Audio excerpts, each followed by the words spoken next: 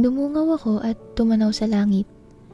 Kung iyong pagmamasdan at susumahin ay mukhang payapa, ngunit may mga oras na hindi. Bahagyang pumapatak ang ulan, maski ang langit ay umiiyak.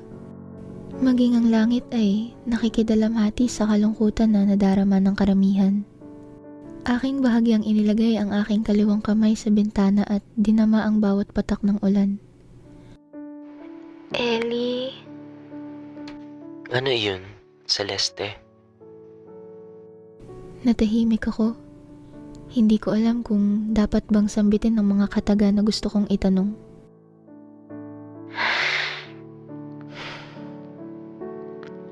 Kung minsan ba ay sumasagi ako sa iyong isipan? Saglit siyang natahimik kaya bahagya akong napapikit. Dapat ba ay hindi ko na iyon tinanong? Kung alam mo lang, hindi lamang minsan, kundi kadalasan. Madalas kong isipin kung nasa mabuting kalagayan ka ba, kung ano ang iyong ginagawa, kung maayos ang pakiramdam at kalagayan mo. Napangiti ako. Napakabuti ni Ellie. Isa siya sa mga itinuturing kong matalik na kaibigan. Bagamat hindi namin nakikita ang isa't isa, ay ramdam ko ang presensya at ang pag-aalala niya. Ikaw ba, Celeste? Kung minsan ba ay sumasagi ako sa isipan mo? Sa pang-araw-araw ay halos kadalasan. Hindi ko rin maintindihan, ngunit kahit minsan kung ako'y nagawa ng ulat, iniisip kita at ang sitwasyon na mayroon tayo. Iniisip ko kung paano tayo magkikita. Iniisip ko kung ano ang dahilan ng pangyayari na ito. Napatahimik kaming dalawa. Tumingala ako sa langit at pinagmasdan ito. Bahagyang pumapatak ang ulan dito sa akin. Diyan din ba?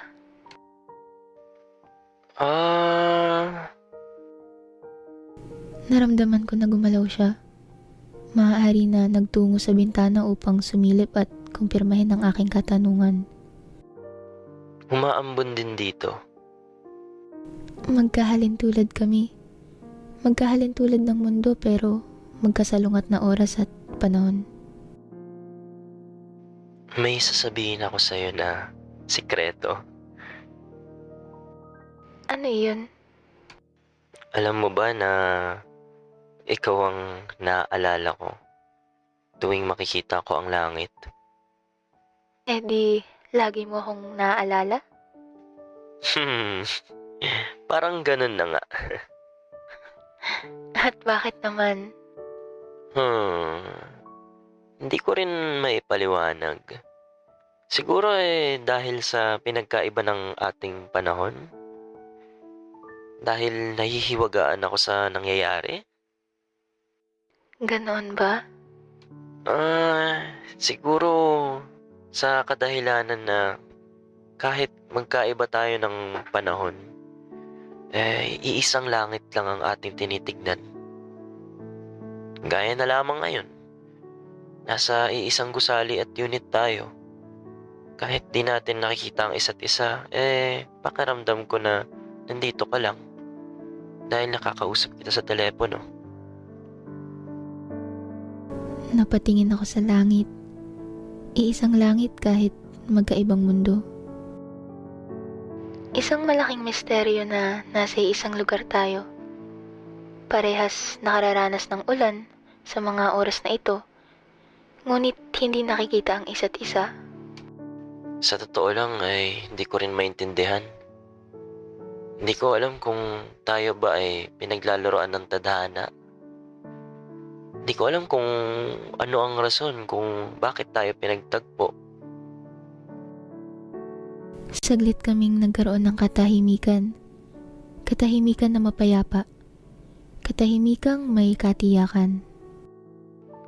Ellie, ako rin ay mayroong sasabihin na sikreto.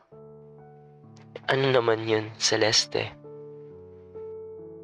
Ellie, Gusto kong malaman mo na ako'y nagagalak na makilala ka. Ganun din ako sa'yo, Celeste.